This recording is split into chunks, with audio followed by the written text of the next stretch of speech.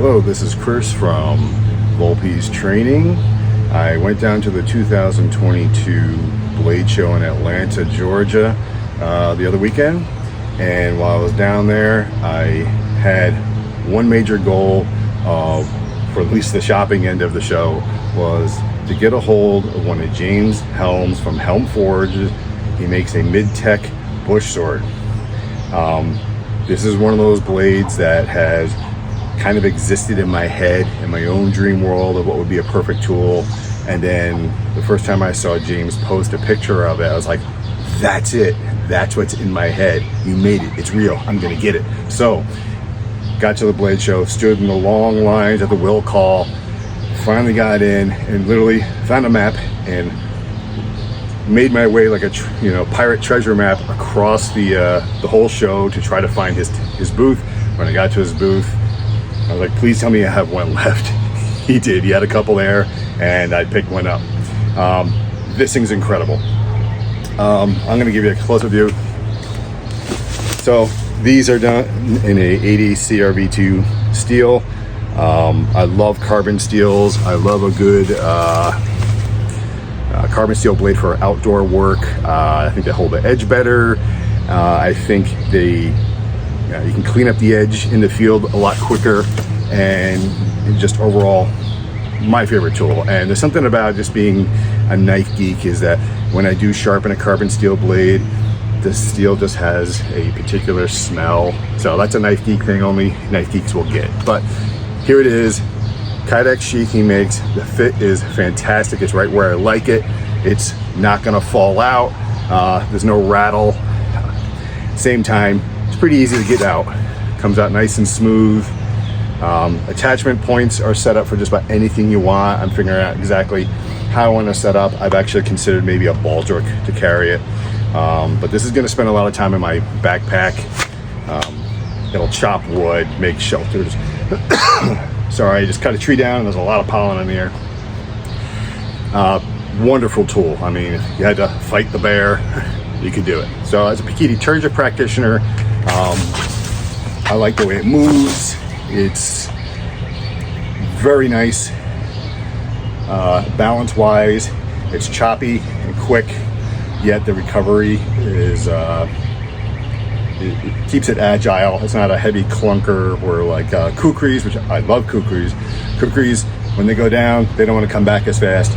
This still maintains that same kind of power, but it wants to come back to chamber pretty quickly without a lot of effort. This thing, I'm still trying to get over the fact that I actually got my hands on this. So I'm going to shoot a few videos of me, scenes of me chopping up some stuff. I just cut down a tree in my yard, and I want to show you how well it works. And this is the first time I'm actually going to be using this, so you're going to enjoy breaking this in with me. So stay tuned. Okay, so one of the things I like to do when I'm testing out a new chopper style blade, something I'm used for cutting brush, is I like to do a few test cuts where I'm just using mostly just the weight of the blade. Just kind of pivoting from the wrist, not a lot of arm and back put into it, just enough to see what the edge does and just what the natural balance of the tool will do. So I'm gonna start with just a light, some of these light branches off this tree I just cut down, and we're gonna see how it does. So just a quick light.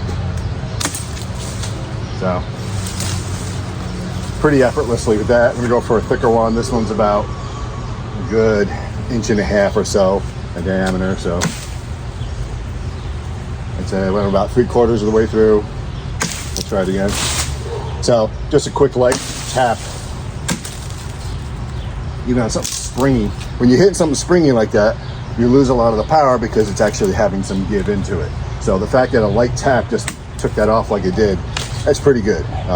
From a tactical point of view, if you're using this, combat, that light tap is probably making a mess out of someone's wrist really quickly. I'm gonna put a little bit more into it on this one here, so we get that right down. So it's pretty easy to limb stuff. I use a condor bushcraft parang for a lot of this kind of yard work normally, and it is a great chopper, great tool. It definitely doesn't just easily take a branch off with a snap like that as quickly. So I'm going to take some of these a little shorter. Yeah, these are coming off like pretty nicely. So I could probably limb this entire tree for the most part pretty handy like this. So we're going to try something a little thicker and see how it goes, and I got to put a little more power into it. So while it's not an important feature for everybody, for me, one of the things I like in my large camp style choppers to do is to also be versatile enough to do other tasks other than just chopping. I've often enjoyed using my kukris and parangs as a draw knife. So I like to test something like this out to see if it's capable of doing that. A draw knife can be handy if you're cleaning up a walking stick, making a fireboard, or planning out general construction work for bushcraft purposes. So in doing so, you got to be careful of your edge, but I usually like to grab around the back end, make sure I have enough clearance and I'm not going to slip off. It's important for doing this, I think, to have a wide blade like this so you can actually get a grip when your hands are far away from the edge. So being careful, grasp, and you can allow yourself to feel. In this case, I'm using this to feel the bark right off the tree, and I can actually plane down into the wood itself, and with some time and some work, if I had actually taken and cut this down and split the limb, I'd be able to work on actually squaring out a nice plank with a flat top for whatever I'm making. You know, bushcraft skills, you're going beyond just making a shelter. Often you're making yourself furniture, tools, appliances, whatever you need out there. Maybe a nice entertainment center for your VCR. Only a VCR, not a DVD player, because this is bushcraft. So you got to keep it primitive. So I feel like just doing a quick test on this, it would work very well. Peels this bark off like just absolute butter. We'll test it out later on another video, doing some other harder, more seasoned wood, and maybe even split some planks down and see what we can make. So besides being a product review, this is also some yard J chores for me to do. So I'm gonna chop my way through some of this tree, try to take off some of the limbs, and we'll see how she does for getting me through my day of work. So I got to give it a good workout, try it out on this tree I just cut down. Always when you're getting used to a new tool, there's a bit of a learning curve of how it feels and moves. Very instinctive, very natural. Tell you what, there are a few times I went through some of the green, springier limbs that were maybe an inch to 2 inches, and it went right through. Good thing I had some proper follow through, because if I had cut them downstroke, probably would have took my own leg off. Just cuts through things like they aren't even there. I like to test things like this against stuff that's green and springy, things you normally cut a machete with, where you want to be able to slice through quickly and be able to work against the fact that it's flexible and wants to move and follow the tool. That's a good test. The other end is, can it cut through something heavy and strong? I chopped through a good 6-inch limb of harder, drier wood, powered through that, just like my kukris would. Great tool. I'm really impressed. Just a quick check over on the edge after that.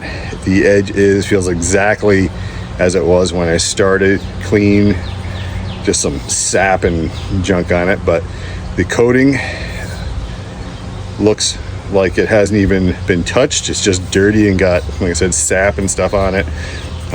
Coating is totally undamaged, which is a nice thing to see. Some of the epoxy coatings that I've had in other stuff, the first time you use it, you're already peeling it right off. This is a great coating already. One of the things I was impressed about is Many times you start out with a new tool like this and you'll find out where all the hot spots are very quickly. Your hand will know about it after a good workout with it. Nothing, really no hot spots. Felt like I was able to maintain a good grip. My hands are sweaty, it's pretty warm out from working. The handle is very grippy, has enough of these textured grooves in there for me, it just happens to line up right where my fingers are. So if I really want to lock it in, I can. But at the same time, they're not like digging in and giving me a blister while I'm working. One of the cool things about the design I like is that he's got the choil here. So yeah, it's great for doing big chopping and everything, but sometimes, you're going to work with the tool you got. If this is the only tool I got to be able to do small work with it. So having the choil here allows me to get in there and feel like I've got enough control to do finer whittling tasks. And I feel like I can do that just quite fine with this, in spite of it being a big blade. 15 inches blade length here. There's a lot to work with. I'd feel comfortable grabbing here to use as a draw knife. I've used that making walking sticks or planing out fireboards before. This has worked really nicely as a technique. So same thing here. I feel like this would work well. One of the things that I really liked about this is I'm a fairly decent sized guy, adult male, and that makes, a tool this size is fine for me. My wife is a much more smaller person, and she's not going to have the upper body strength that I do. So for her to swing something like this might be more challenging. James made this so the handle's a little oversized, and what's nice is you could get a second hand down here. Now, if that's even for me, if I really got to power into something that's pretty tough to work with, I can do that. I got enough to get that extra hand. It also means that if someone's smaller and needed to handle a much heavier tool, she could pick this up and use it. We're out backpacking. This is the main chopping tool. No problem. She can pick it up. She can get two hands on it if she felt she needed to and get that extra power behind it. It also, I discovered as I was working with it, is if I keep it choked up towards here, towards the guard, I get that nice balance there for, chopping smaller things, or if I'm going to be using it in a Pikiti Turja combative type situation, I like the balance there. If I'm doing some real heavy chopping, if I just bring it back and catch it right here by the pommel, I get a couple extra inches of leverage for really powering down for really hard chops and cutting through heavier stuff. So it's an adaptable tool. It allows you to adapt to your environment and the task at hand. Really enjoying this a lot. James, you made a fine blade, and I'm really happy I have the privilege to have one of these.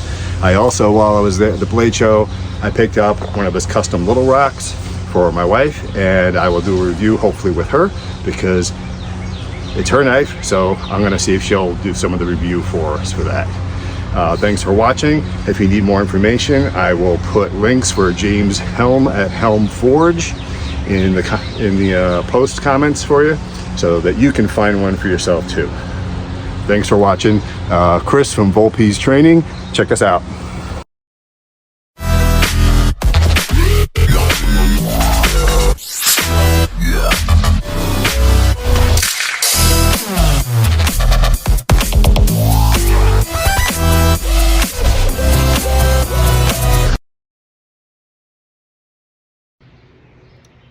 So just a quick follow-up on the irony of all this. After chopping up a ton of this tree with this hand tool, I managed to break the blade on my chainsaw.